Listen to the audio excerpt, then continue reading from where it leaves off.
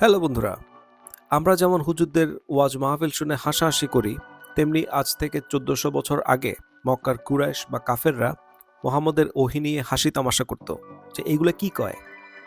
তখন সর্বশক্তিমান আল্লাহ তাআলা মক্কার সংশয়বাদীদের কোনো যৌক্তিক প্রমাণ না দিয়ে উল্টা ছোট বাচ্চাদের মতো পাল্টা চ্যালেঞ্জ ছুড়ে দিত যে পারলে আমার মতো একটা আয়াত বানায় দেখাও তো। কুরআনের আল বাকারা, আল ইসরা, আল কাসাস ইত্যাদি সূরায় এই ছেলে মানুষের চ্যালেঞ্জ সম্বলিত আয়াতগুলি আছে।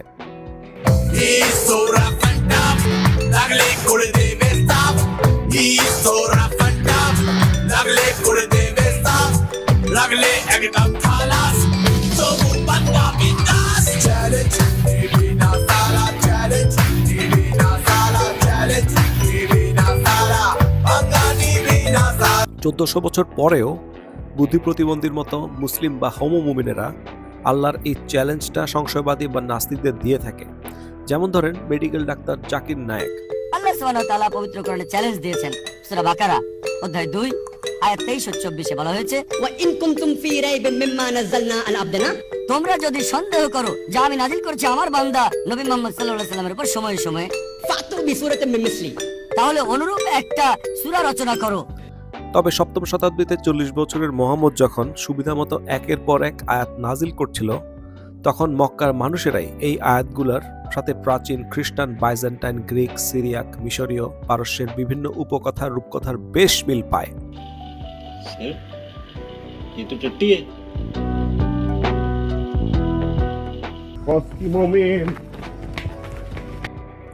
যেমন ধরেন মোহাম্মদ যখন মক্কাবাসীকে বিভিন্ন প্রাচীন গাল গল্প, উপকথা, কুরআনের অলৌকিক আয়াত বলে ওয়াজ মাহফিলের মতো প্রচার করত, তখন তাদের মাঝে উপস্থিত ছিলেন মক্কার স্বনামধন্য ব্যবসায়ী আন-নাদের ইবনে হারিথ ও প্রসিদ্ধ কুরাইশ চিকিৎসক উকবা ইবনে আবি মুইত।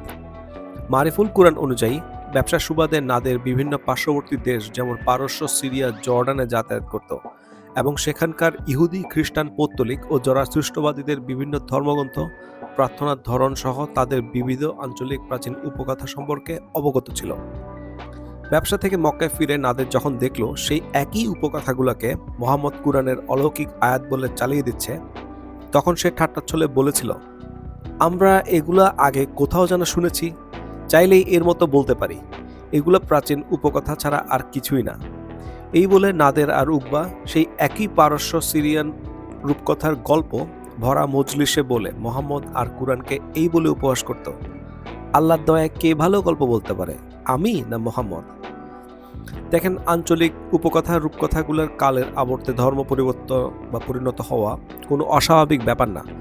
যেমন আমাদের প্রাচীন বাংলা জনপদের কথাই ধরেন, ১৩ শতাব্দীর প্রচলিত উপকথা বেহুলা লক্ষিন্দরের ওপর ভিত্তি করে হিন্দুরা আজও সাপের দেবী মনসার পূজা অর্চনা ও ছাগল বলি দিয়ে থাকে বছরে বছরে। ইসলামের ক্ষেত্রে এই একই প্যাটার্ন লক্ষ্য করা যায়।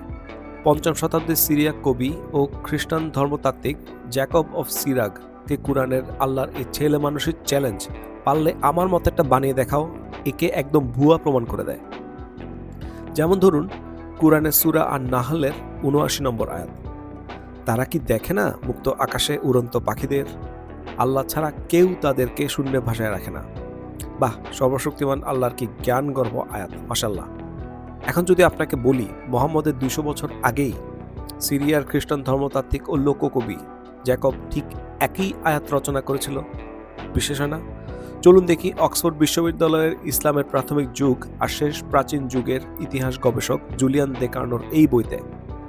দেকার্নো তার এই বইতে দেখায় যে মোহাম্মদের ২০০ বছর আগে সিরিয়া খ্রিস্টান কবি জ্যাকব তার কবিতায় লিখেছিল, দেখো আকাশ ও পৃথিবী শূন্যে স্থির ও দণ্ডায়মান, যেমন শূন্যে ভাসমান পাখি, আল্লাহর কুদরত ছাড়া আর কোনো কিছুই নেই যা তাদের ধরে রাখে। এখন আপনি চরম হোমো মুমিন হলেও জ্যাকবের লিখা এই পাঁচালির সাথে মোহাম্মদের কুরআনের অবিকল ভাষাগত বর্ণনাগত মিল অস্বীকার করতে পারবেন না। ঠিক একই বিষয়টা গবেষক দেকার্নোও বলেন। আরবির প্রতিটা ভাষাগত একক সিরিয়াক কবিতাটাতেও বিদ্যমান। এছাড়া দেকার্নো বলেন, দুইটা আয়াতই হুবহু একই ব্যাকরণগত মিল, সংকোচক বিশেষণ সম্বলিত ঋণাত্মক বাক্যের মিল দেখা যায়। আপনি যদি দাবি করেন হ্যাঁ মিল তো থাকবই, কুরআনের মতো বাইবেল বা ইনজিলও তো আল্লাহর ওহী, তাহলে আপনি আরও কট খাবেন। লক্ষ্য করেন আমি নির্দিষ্ট করে বলেছি জ্যাকবের পাঁচালি, কারণ জ্যাকবের লেখাগুলো কোনো বাইবেল বা ধর্মগ্রন্থের অংশ না।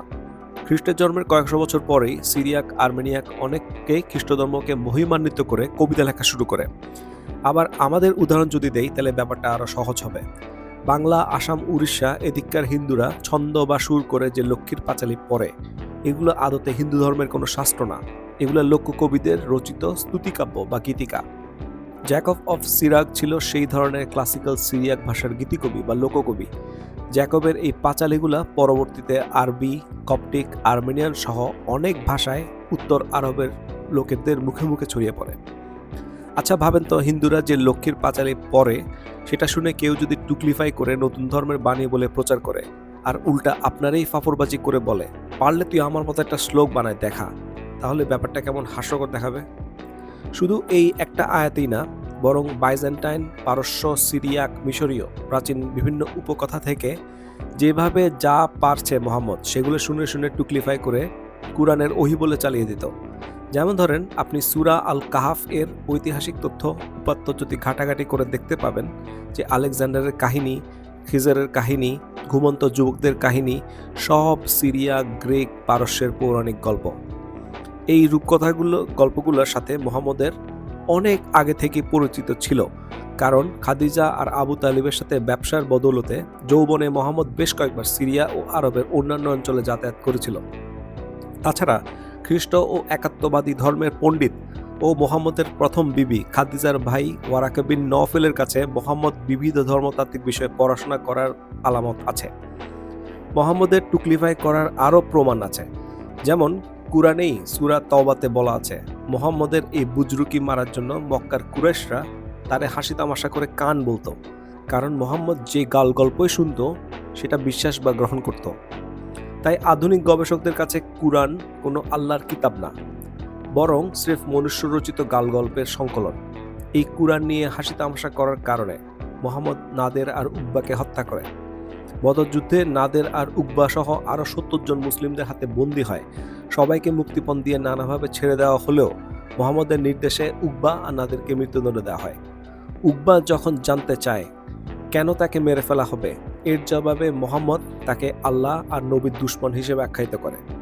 এরপর মোহাম্মদের সামনেই তার সাহাবা আসিম বিন থাবিত, মক্কার চিকিৎসক উকবা আর মোহাম্মদের চাচাতো ভাই কাম জামাতা আলী মক্কার ব্যবসায়ী নাদেরের শিরশ্ছেদ করে।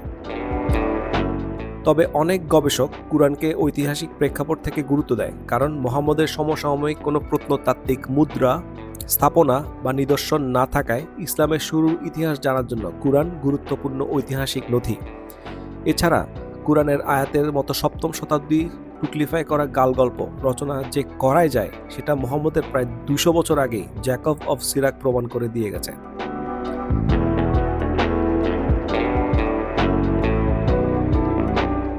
আপনাদের আরেকটা মজার জিনিস দেখায়, এটা হচ্ছে সিরিয়ার প্রাচীন খ্রিস্টান বা যাদেরকে অর্থোডক্স খ্রিস্টান বলা হয় তাদের প্রার্থনার ধরন। দেখে বলেন তো কারোর সাথে ম্যাচ করে কিনা।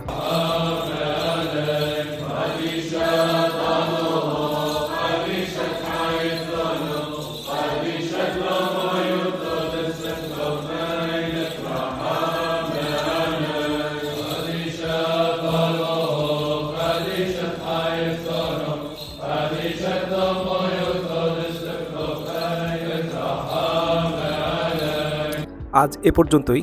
যদি ভিডিওটি ভালো লাগে তাহলে চ্যানেলটা সাবস্ক্রাইব করে পাশে থাকুন আর যুক্তিবাদী হন, মুক্তমনের মানুষ হন। ধন্যবাদ।